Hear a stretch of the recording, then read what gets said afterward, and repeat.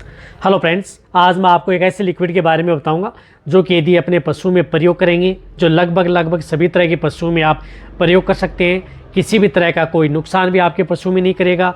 रही बात पशुओं को इमरजेंसी के तौर पर यदि अपने पास यदि एनी टाइम भी यदि रखेंगे तो कोई भी यदि दिक्कत यदि हो जाती है तो उस स्थिति में पशुओं के लिए कहने का मतलब है कि एक रामबाण है और आप अपने पशुओं को कई इस तरह की दिक्कतें अचानक हो जाती हैं। यदि उस समय यदि आपके पास यदि नज़दीक यदि कोई वेटरनरियन नहीं मिल पाता है तो कई बार पशुओं को नुकसान भी हो जाता है। तो उस तरह के नुकसान से भी आप बच सकते हैं। कई तरह की जो बीमारियां हैं उन बीमारियों के बारे में बताऊंगा कि कौन कौन सी बीमारियां हैं। उन बीमारियों को कंट्रोल करने के लिए आप उस लिक्विड का प्रयोग अपने पशुओं में करवा सकते हैं। वीडियो लंबी जरूर होगी लेकिन स्किप करके देखना, पूरा देखना। जो इस चैनल पर अभी नए आए हैं या पहली बार आप इस चैनल से जुड़े हैं तो पहले आप इस चैनल को सब्सक्राइब कर लें, साथ में बेल आइकन और ऑल वाला ऑप्शन दबाएं, क्योंकि इस चैनल पर पता है कि आपको सही और सटीक जानकारी के साथ वीडियो दी जाती है। देखो, आज मैं आपके लिए इस तरह का एक टॉनिक या प्रोडक्ट लेकर के आया हूँ जो कि आपके पशु के लिए बहुत ही अच्छा और बेनिफिट देने वाला है।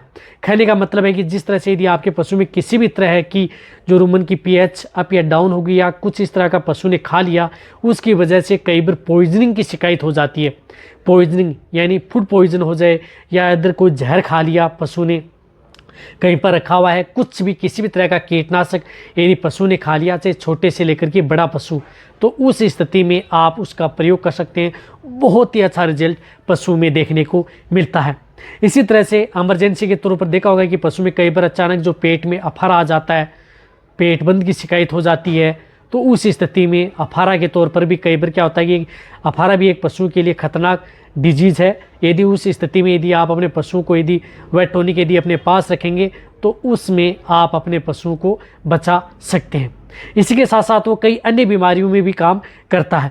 वह जो अन्य बीमारियां कौन कौन सी बीमारियों में काम करता है, कौन इस तरह का जो टॉनिक है जो या लिक्विड है जो कि यदि आप अपने पशु में प्रयोग कराएंगे तो अच्छा रिजल्ट देखने को मिलेगा। प्रेग्नेंट पशु के लिए सेफ है या नहीं, पूरी डिटेल से बताया जाएगा। कितनी डोज आप अपने पशुओं को देनी चाहिए, कितनी मात्रा में देनी चाहिए, उन सभी के बारे में बताया जाएगा। रही बात, एक और बताना चाहता हूँ कि यदि पशुओं में कई बार जो मेटाबॉलिक से संबंधित यदि कोई डिजीज़ हो जाती है तो उसके अंदर बहुत ही अच्छा रिजल्ट देखने को मिलता है। मेटाबॉलिक से संबंधित यानी कोई भी दिक्कत है पशुओं में, पेट से संबंधित कोई दिक्कत हो गई, जिस प्रकार से इंडाइजेशन है, पशु खाना पीना कम कर दिया, जुगाली कम कर दी या सुस्त सा रहता है, तो उस स्थिति में भी आप उस लिक्विड का प्रयोग अपने पशु में करवा सकते हैं। कौन सा ऐसा लिक्विड है और अन्य रोगों में कौन से रोगों में ये काम करता है उनके बारे में वह मैं आपको मेरी टेबल पर लेकर के चलूँगा कि किस किस तरह की बीमारियों में वह लिक्विड पशु में काम करता है।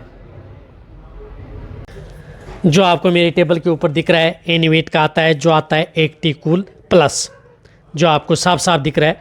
बहुत ही अच्छा ये लिक्विड है। रही बात इसके अंदर क्या क्या मिला हुआ होता है, क्या साल्ट है, जो आपको मैं बताऊँ, एक्टिवेट चारकोल होता है, इसमें सोडियम थायोसल्फेट होता है, सोर्बिटल होता है, साइमिथिकोन सस्पेंस होता है।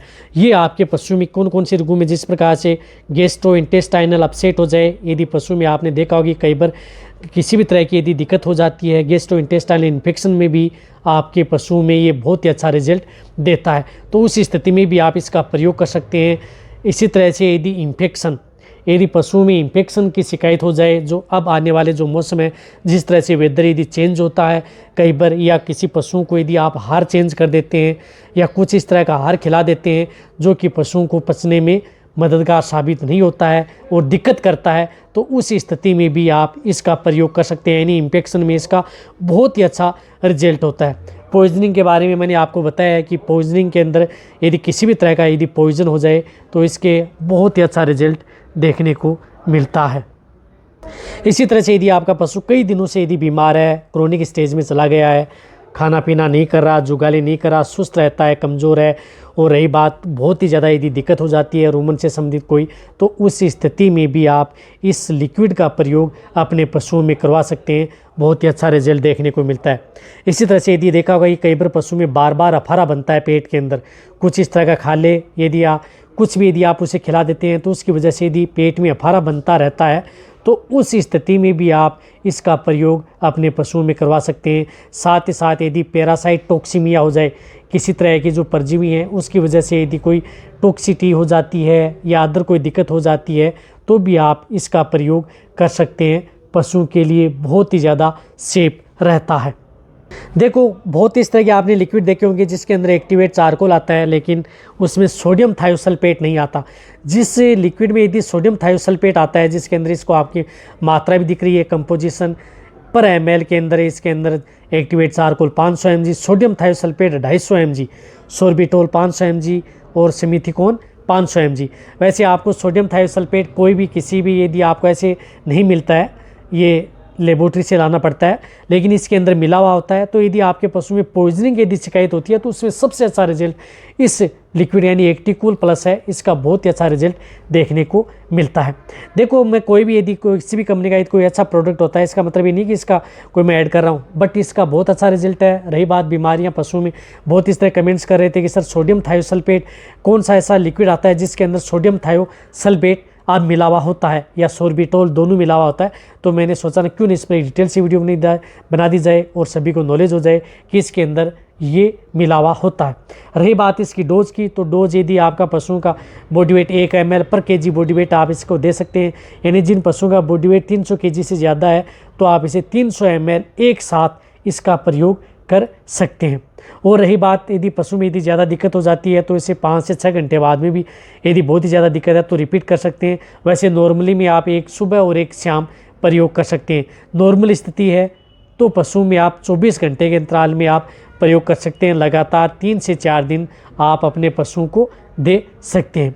रही बात ये पशुओं के लिए, प्रेग्नेंट पशु या दूध देने वाले पशुओं के लिए सेफ है या नहीं, तो कहने का मतलब है कि यदि आपका पशु चाहे गाभिन हो या दूध देने वाले पशु हो, दोनों के लिए ही ये सेफ रहता है। रही बात इसको किस में प्रयोग कर सकते हैं, आप गाय है या भैंस है या चाहे भेड़ बकरी हो, यदि उनमें इस तरह की यदि दिक्कत हो जाती है तो आप इसका प्रयोग कर सकते हैं। उन सभी के लिए सेफ रहता है। बहुत इस तरह कमेंट्स आते हैं कि सर कोई इस तरह के जो लिक्विड यदि हम दे देते हैं तो पशुओं का क्या, दूध देने वाले पशुओं का दूध कम हो सकता है क्या? ऐसा बिल्कुल भी नहीं होगा। आपके पशु में दूध की मात्रा ये घटाएगा नहीं, बट आपके पशु की दूध की मात्रा को ये बढ़ाएगा, क्योंकि उसमें होने वाली जो अन्य बीमारियां उनको कंट्रोल करेगा और आपके पशुओं को जो बीमारियों से बचा करके दूध की मात्रा को भी ये बढ़ाने का काम करेगा। देखो जितने भी जो मैंने आपको ये बताई हैं, इस तरह से आप ये एक्टिकूल प्लस आती है जो कि एनिवेट फार्मा का आता है।